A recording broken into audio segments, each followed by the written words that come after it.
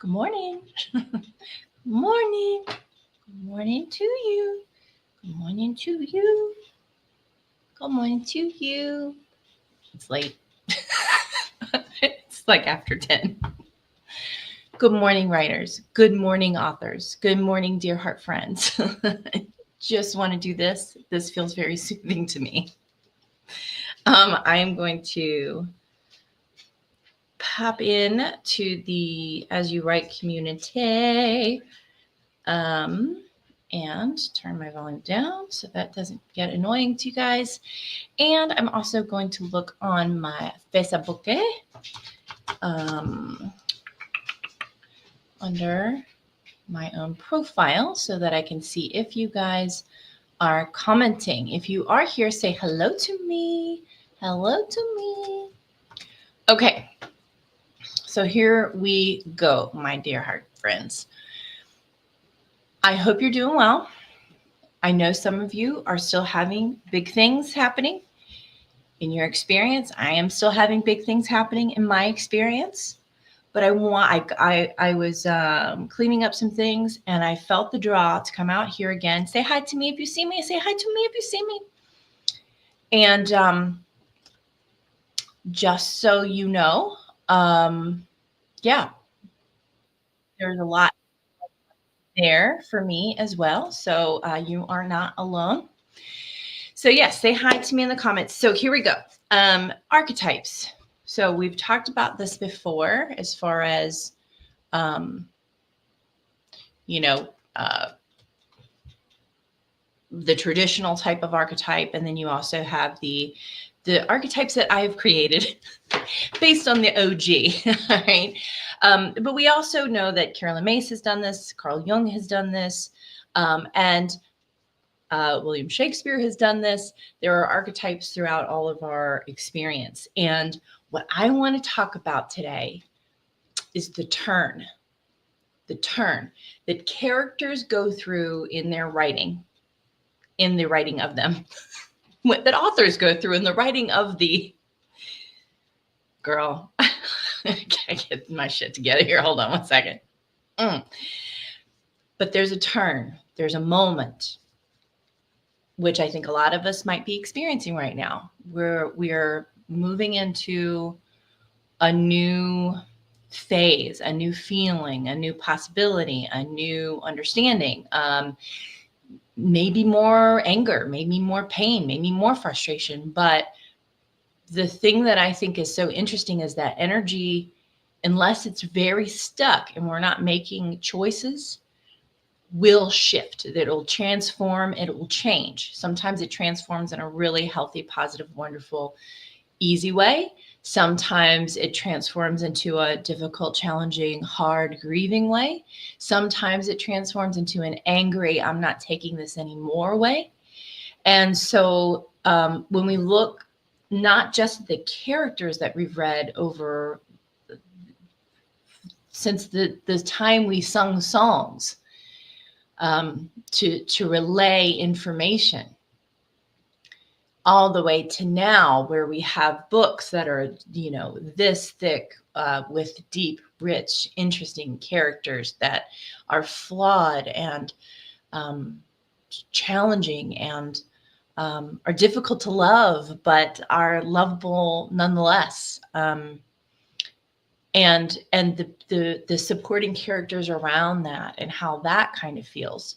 So we've had this like vast array of different characters, not just in fiction or in history or in nonfiction, but in our own lifetime. And if you think back about yourself, maybe when you were a kid, I remember as a kid, I was taught not to trust. I was taught not to love because you can be betrayed, you can be hurt. And though it was coming from a place of safety, it taught me something that I had to unlearn. And so when you think of yourself, you can consider that and just go, interesting. I have transformed many times over my lifetime. So let's talk about the archetypes here that would, kind of connect with that in a way. Let me tell you what mine are. And please say hi to me because I don't like feeling alone today. And I know it's a little bit later, so you guys might not be on. But if you are, please do so because it's hard to talk to the camera by myself and think that I'm making a difference. And if you're watching the replay, please say hi to me too because I need that also.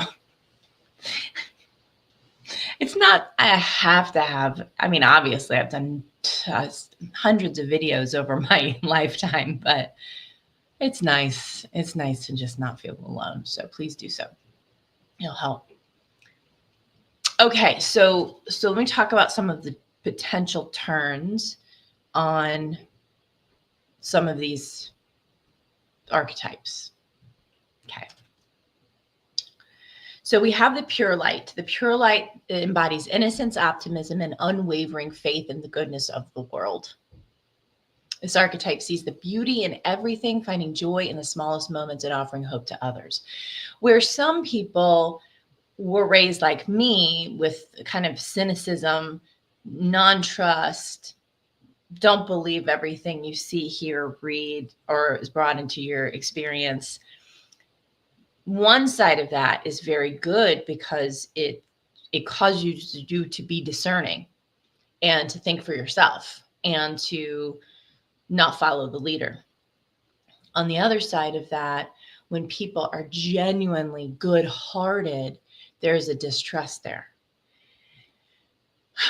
So can you get from that place, which would probably be the negative side of one of the archetypes like the Star Ward or the Chain Breaker or even the Truth Singer, the negative side of those things, of those types of archetypes to the pure light, where you go, I'm allowing, I'm interested, I'm curious, I'm enjoying the unfolding of the process in front of me, and all of it is good. How hard is that when you come initially from a place of cynicism? And I think that's something that we've seen. Our friend speaking about optimism was very difficult for some people because they were, some of them, not as trusting. Maybe because of how they were raised, maybe because of how they had things going on in their life. I don't know. I don't know everything as much as I like to tell my husband I do. But I don't. And so when we think about that turn, how do we get there? And so when you're writing your characters, and you can write now, just start writing, just write something, write anything. It doesn't matter. It doesn't even need to be what I'm suggesting. But what do you think would need to happen in someone's life for them to turn? Good or what we perceive as bad. Right? What would have to happen to them, for them, or at them, or near them, for them to go, I don't think I need to think that way anymore. Right? When it comes to the human condition, and when it comes to the brain, it's about repetition. It's about initial belief. Because when we initially believe something to be true, it's very difficult to talk that brain out of it. Because it's, like Abraham says, beating the drum of that reality for so long, or even just initially, that to prove itself wrong makes itself wrong. And there's one thing I know about human beings: we hate being wrong, especially in our culture, in our community, in our lives. We don't like it, because then we carry guilt, and we carry fear, and we carry shame, because that's what's underneath it all. That's what's really happening below the surface. All right, so what does this have to do with writing? Everything. Because even if journaling is your particular forte, you can see the development of your life over years. It takes years sometimes to make this turn. And that's why we have sometimes in stories where it's 3 years later, 3 months later, 10 years later, because there is an understanding that someone doesn't change overnight. I mentioned Lost yesterday, the show I just rewatched again after 20 years or whatever. Makes a lot more sense to me now, interestingly enough, after having my own journey. And at that time, I didn't really quite get all of the concepts, but I watched it again. I was like, oh, that's what I was actually seeing. But there's a part in there where it's 3 years later, and there's a character in there. His name is Sawyer. He was a con man, really bad guy, not a great guy, right? And just very troubled. But you could see his lovability still. But he was just very edgy and very hurt and very abused. And very traumatized from a very hard life. But on the surface, you just see this guy who's like, I don't care about you, because clearly no one has ever cared about me. And so it took 3 years for him to turn. It took 3 years for him to shift. So instead of us watching that transformation, our brain went and jumped ahead. And so you can do that in your manuscripts. You can do that in your books. You can jump ahead to the pieces. So I'm just going to check my comments. No comments. I'm just here hanging by myself, but that's okay because I love you and I'm with you. You're my favorite. And I could also not be reading this correctly. That could also be very well true. Okay. And so here we go. I got something on this today. Can you tell? All right. So we've got the pure light. So now I would suggest that he was on the negative side of the chain breaker, maybe. And then he never fully went to pure light. He never fully embraced that optimism and unwavering faith in the goodness of the world. No, but he did become the soulkin, which is the everyday man, the everyday community. He became a part of the security of that space. He became a protector also, which is the highest form of the Star Ward, where he would also recognize where too much aggression was inappropriate and unhelpful and unkind. So there's this thing that happens. So I want you to think about and write down a few characters, either from your own life, from your own biography, where you notice someone. And it could be from your own biography, it could be from a television program or from a movie or from someone else. And just think about them and pay attention. How did they turn? Where did that happen? Because they could have turned from pure light to Star Ward. Doesn't happen often, I think, in our general life. Or pure light to change breaker. Or soulkin to chain breaker. All right. So I'm going to read a few of these, and there's also the ones that kind of don't change too much or don't shift too much are going to be more like the joy bringer, the truth singer, the alchemist. Those pretty much stay kind of somewhat the same. Because the joy bringer is the one that's going to make light of everything. They're not necessarily going to pick up a sword all of a sudden, however, it's possible. So when we think about something like Lord of the Rings, and we think about Pip and Merry, and, and we think about just the kind of not just comic relief, but kind of, but just innocent, but not really pure light. They were more just the joy bringers. They were like, we're just coming along for the ride. I don't want to come along with you. Let's have fun. Well, there was a turn for them at some point where they were like, there's no happiness. There's no joy in this. I can't find the joy in this. And then they became a Star Ward, where they suddenly realized they needed to take up arms, and that their joyfulness could be a hindrance in some cases. Their joyfulness became foolishness. And how that turn happened for them, again, took a very long time and a tremendous amount of pain that they had to witness in order to make that turn. But they did nonetheless, but they were eternally affected by it. I think that even though you guys haven't had a chance to be on with me live today, I think this is really good information. And I don't think it's all coming from me. I think just like these archetypes didn't really come from me, I feel like I kind of channeled them a little bit, but the basis is clear and it's ancient. All right, so let me read a few of these. I think you might like that. All right, let me go. The pure light embodies innocence, optimism, and unwavering faith. The soulkin represents community, belonging, and down-to-earth wisdom. The star ward, and it's STARWARD,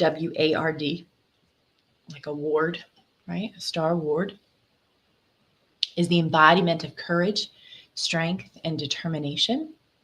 It's driven by a desire to overcome challenges and achieve greatness. Star Ward thrives on adventure.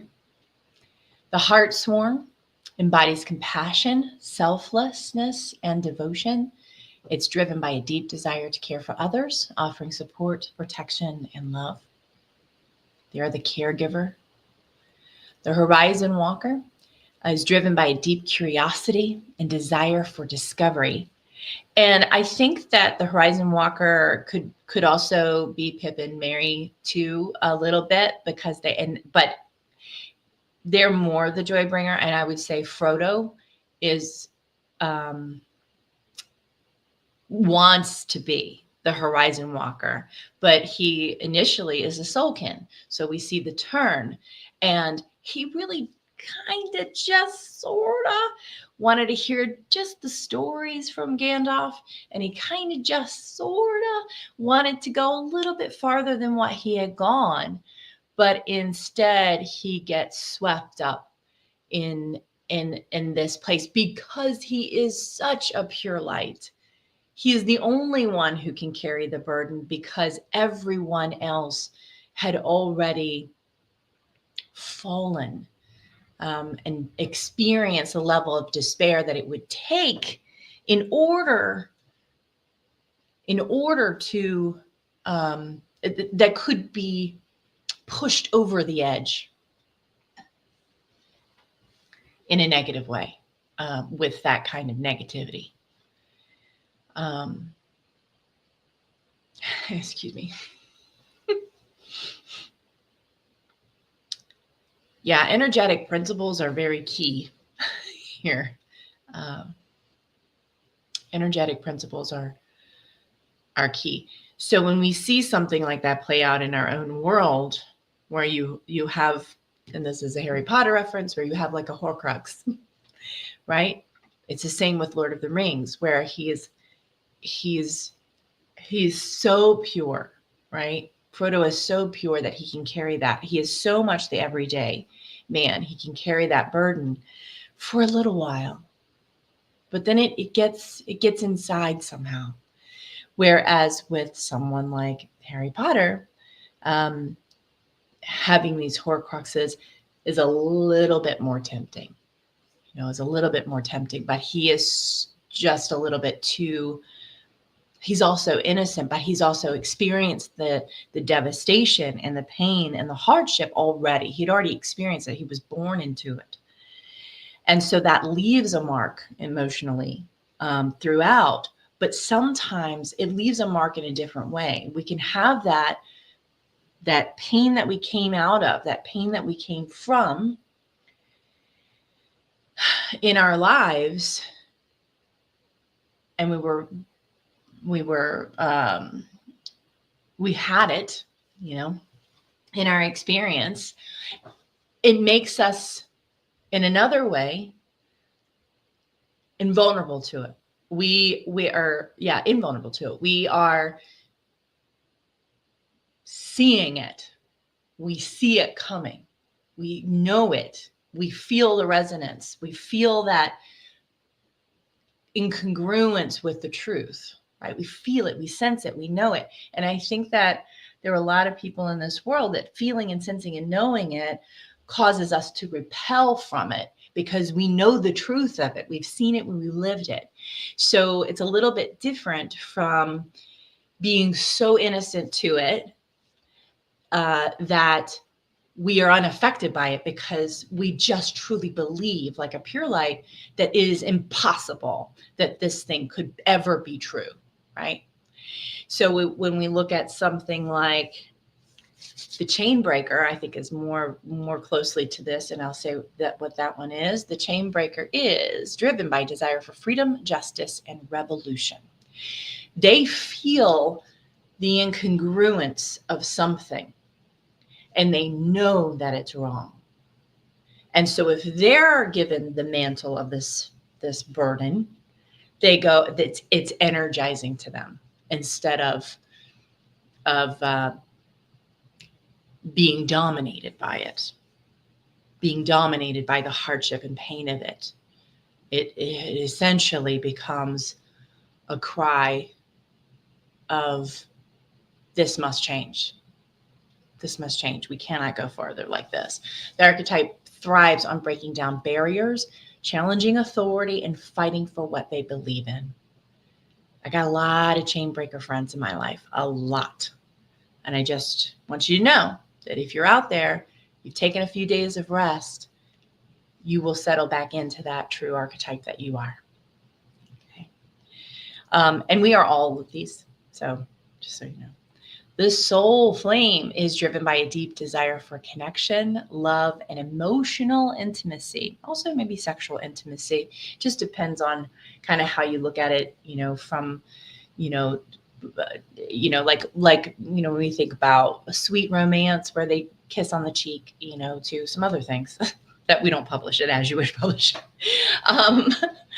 But there are so many really beautiful dynamics because it's not just about sexual intimacy, but it's about emotional intimacy. It's how we allow ourselves to be loved and to recognize the love that's within all humans,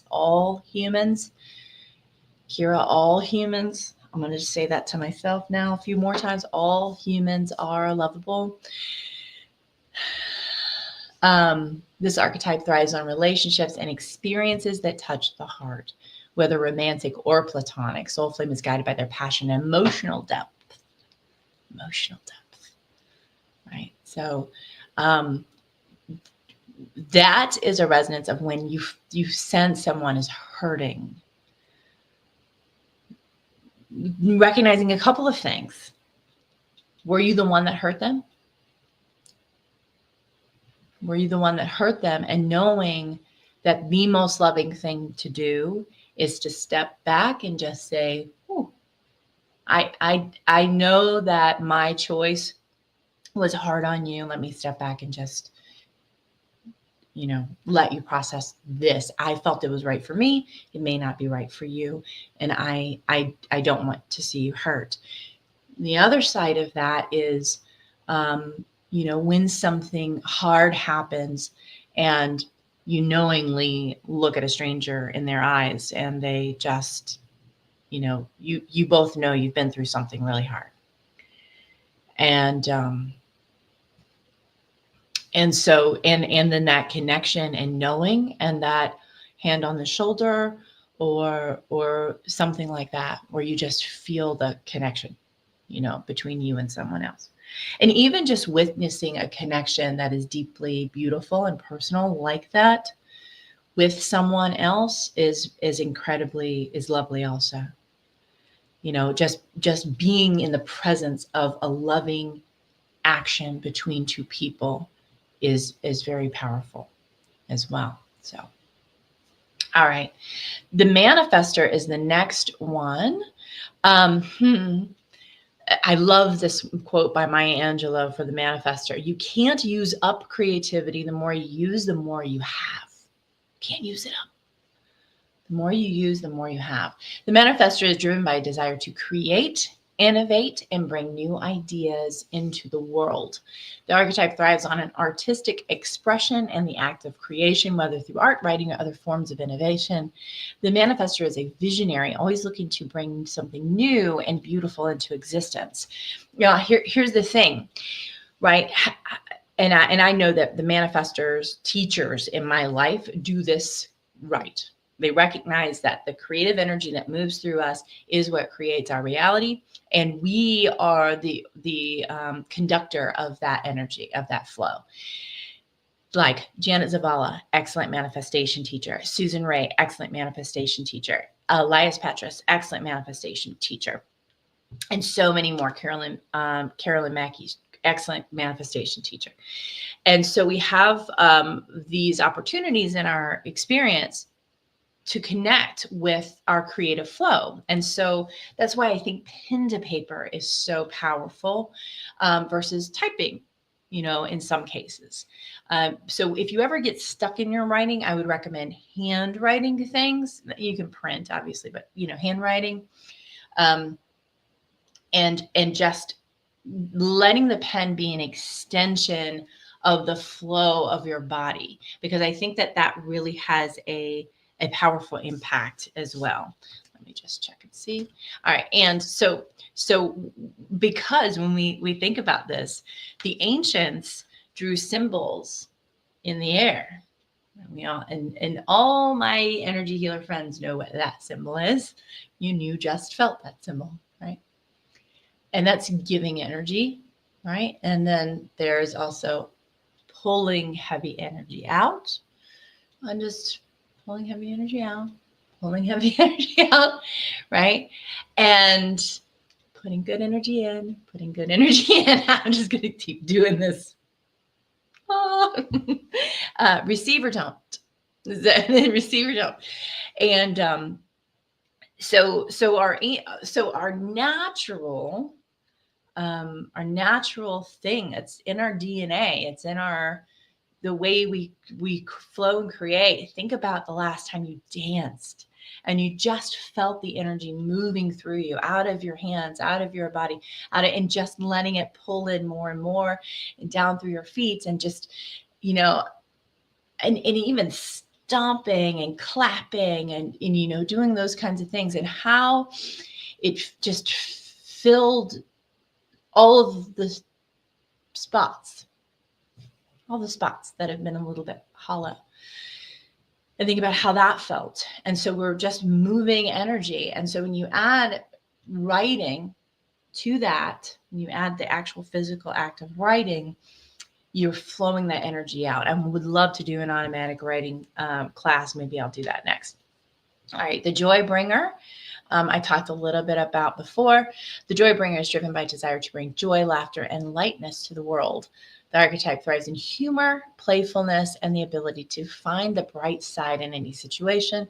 The joy bringer is often the life of the party, using their wit and charm to uplift others and spread positivity, which is great.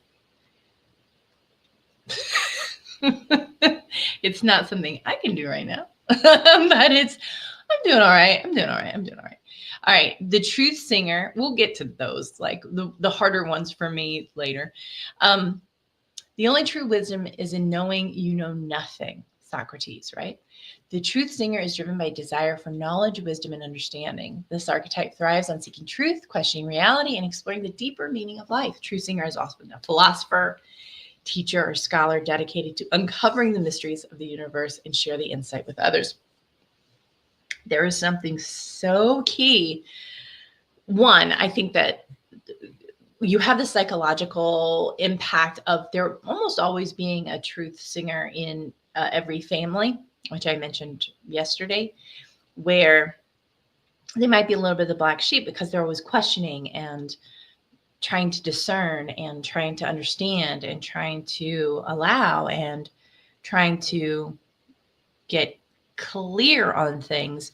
That questioning seems like a challenge when it's really not. It's just really just trying to understand how things are.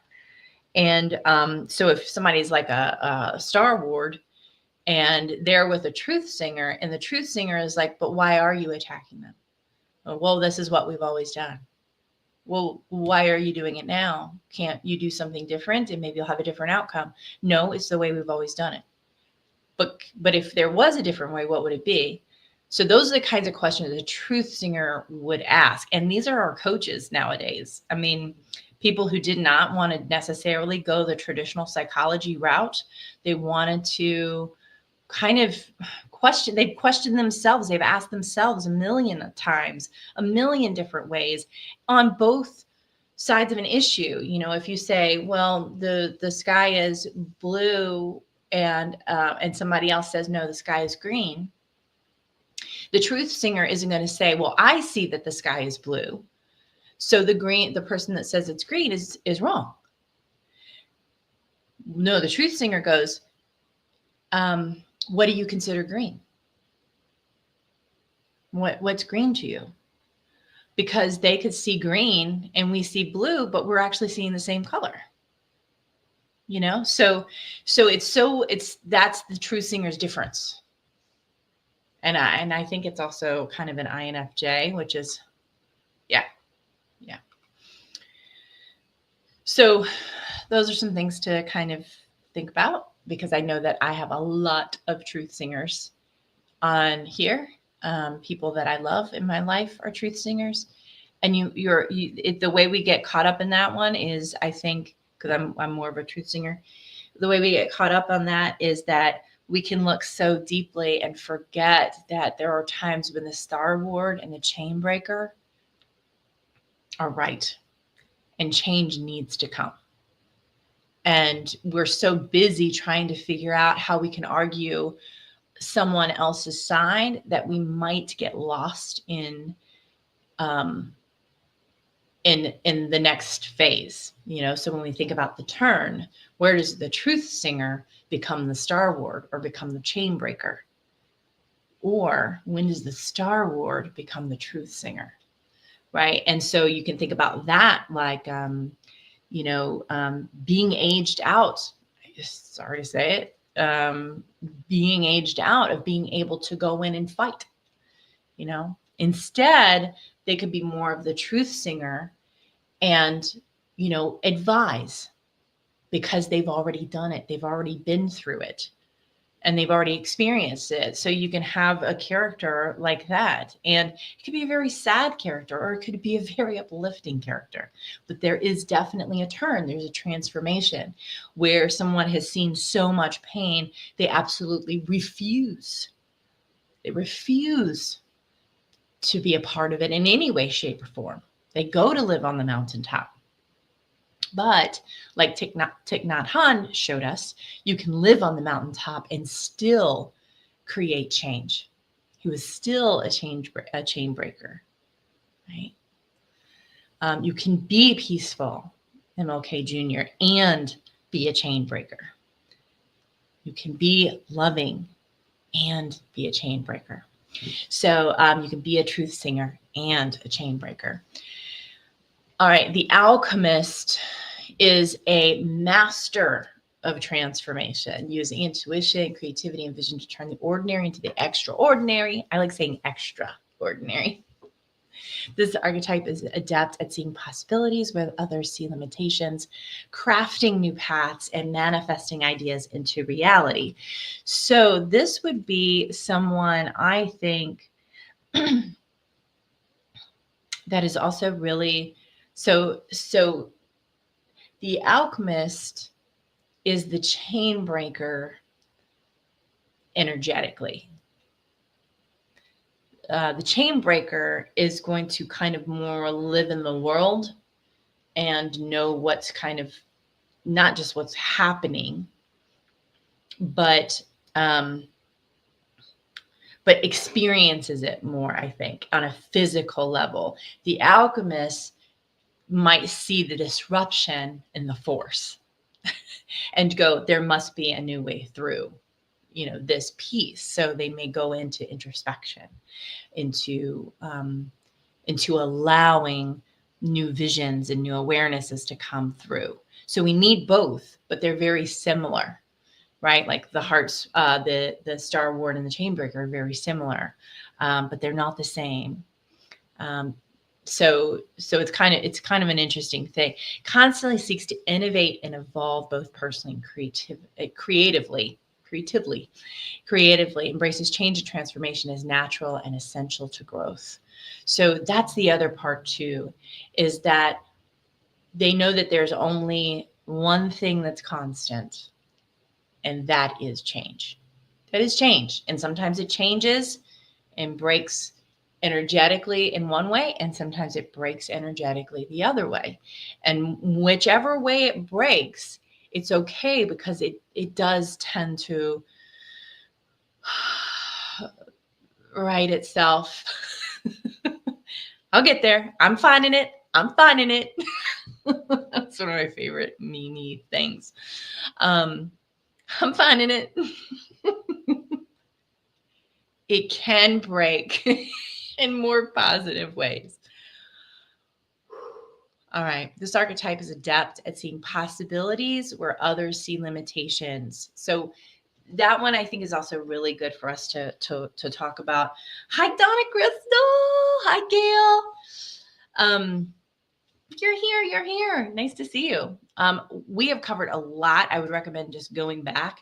I'm going through each one of the archetypes, and I'm also just talking about these different ones, because I think this is very cool. We're talking about the turn, the transformation between certain archetypes and how they transform to others, right? So go back and watch again, and I think you'll like it.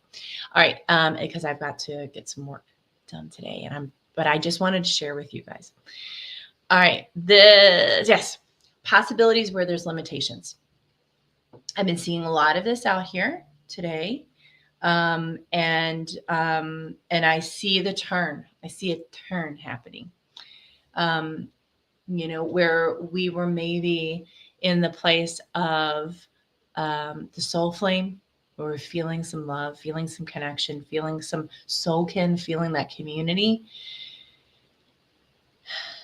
And then we felt some of that pure light, innocence, a little bit darkened, for lack of a better term. At least I did.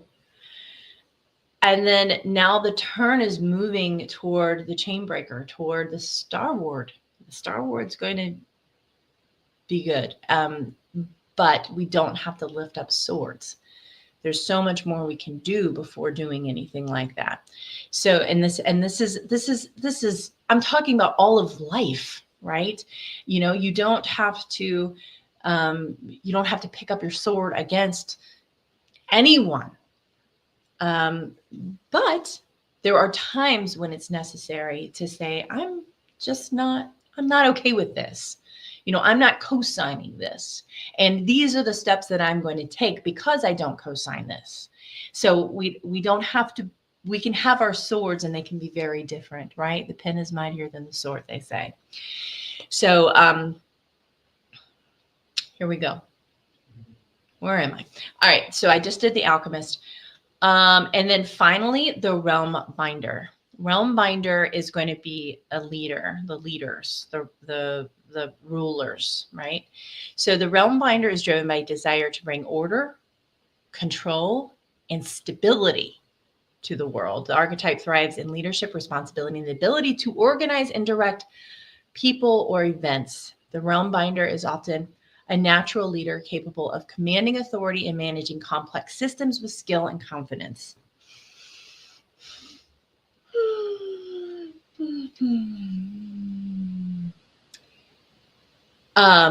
So I'm having a hard time with the ruler piece today, with the Realm Binder a bit. I might even, a good exercise, if there is an archetype on here that you feel really strongly that you're like, that's not resonating with me today. That is not, I am not in the soul flame today. I am not in the soul kin. I am not about community today. I'm not about being innocent and lighthearted today. I'm not pure light, or tomorrow, or the next, or forever, right? And you just feel like these don't resonate. They come back around, I promise you, because we are all of them. But what I would instead recommend, that if you think about an archetype that's being prevalent or energetically potent that you could write in any number of ways. You know, you could be like, there's gonna be a lot of hardship that befalls that soul flame. You know, we see that a lot on rom-coms or romantic dramedies or whatever they're called. And so you can be like, no, they're really gonna have a hard time today because I have a hard time with them. That's why writing is so cathartic. You know, it's so powerful because we don't have to just sit in our pain and our hurt and our sadness. We have the ability to create, to write, to sing, to dance. It doesn't have to be a pretty dance. It can be an angry dance. It can be a sad dance. You know, people think, oh, well, when we dance, we're supposed to be lighthearted and up. And no, you don't have to do that. It can be very expressive. You don't have to write people like they're the most lovable creatures in the universe, because none of us are. We're inherently lovable, but we don't always act that way. And we make choices that pull us apart from each other in many ways. So I think that that's a kind of a potent and real, you know, thing to use as a catalyst to change. So when I talk about something like Realm Binder and you're not jamming with that, then instead go, who am I? Where am I a leader in my world? Where do I lead? And where am I commanding authority and managing complex systems with skills and confidence? Where am I when I organize or direct people, or myself? How am I a leader to myself? How am I leading my thoughts? How am I leading my abilities? How am I leading the concept of my own reality? How am I being the manifester? How am I being the joy bringer for myself right now? What am I doing to create that energy and possibility and positivity? And is it possible? And if it's not possible, that's fine. Write about it. Write about it. Hi, Lisa Yee. Just write about whatever it is. Even, dear friends, even if the choices that you made were seemingly harmful to another person, because I talk about this all the time. I talk about being a villain in someone else's story. We all are. We all are. But here's the thing about villains, and I think this is so key. And I can't remember which actor it was, but they said, and it was a typical villain actor. Kind of an interesting thing, isn't it? The typical villain actor, where he said, my character doesn't know that they're the villain. Villains don't know they're the villain. They think that they are being helpful, or they are doing something. It's going to take me a while to get to this one, but that's okay. I'm getting it. I'm getting it. They think that what they have done will lead to a better understanding. But then you also have the villains who had absolutely no intention and have absolutely no awareness whatsoever. Some villains know that they're not showing up in someone else's life the same way that they're showing up in someone else's life. Some villains do know that. They do realize that. Other villains have no idea whatsoever at all. They're like, no, I am just setting this boundary, or I am just saying what I feel to be true, or I am just being here in this moment, and I'm doing what's right for me or my family or whatever. And that's all I can see right now. And I don't see anything else. I just see me and my family. And this is a choice that I'm making. Even though it may be harmful to someone else down the line. It's just sometimes people have a hard time seeing beyond their own needs, wants, and desires. That might make them a villain in someone else's story, but it doesn't make them a villain in their own. So I think that's such a cool dynamic to write from. It's horrific in reality, but it's a really cool place to write from, because then you can say, wow, I'm in this place. And if I write from a villain standpoint who doesn't know they're the villain, what does that look like? So you can write a few paragraphs or whatever, and it's not about them just claiming innocence in a negative way, like, oh, I had no idea, whatever. It's more just going, I'm happy with my choices, and this is what I've done. And that is such an interesting dynamic. Anyway, on and on. Please say hi to me in the comments. Please, do hit hashtag replay if you watch this in the future. I definitely want to hear from you. So we've got, I'm going to show you my my thing where I look under my glasses to see where I am. And then I gotta go. Just so you see this, this is called Atticus. It's a program that I use for formatting books. Okay, and this is a very cool program. I if you're not a publisher or a publishing services provider like we are, I would not necessarily recommend that you would need this kind of a thing, but it is very cool, very interesting. But I just want to show you here. I'll go through the 12 again, and then I'll pop off. The pure light, keep your face always toward the sunshine, and shadows will fall behind you. Walt Whitman, what a fantastic quote that is. The bond that links your true family is not of blood, but of respect and joy in each other's lives. That's the Soulkin. The Star Award, success is not final, failure is not fatal. It is the courage to continue that counts. Churchill. The Heart Sworn, no one has ever become poor by giving. Anne Frank. To travel is to take a journey into yourself. Right? That is, I think, so key. The Chain Breaker is, it is better to die on your feet than to live on your knees. The Soul Flame, the best and most beautiful things in the world cannot be seen or even heard, but must be felt with the heart. Helen Keller. The Manifester, you can't use up creativity. The more you use, the more you have. Maya Angelou. Life is too short to be taken seriously. Oscar Wilde for The Joy Bringer. The Truth Singer, the only true wisdom is in knowing you know nothing. Socrates.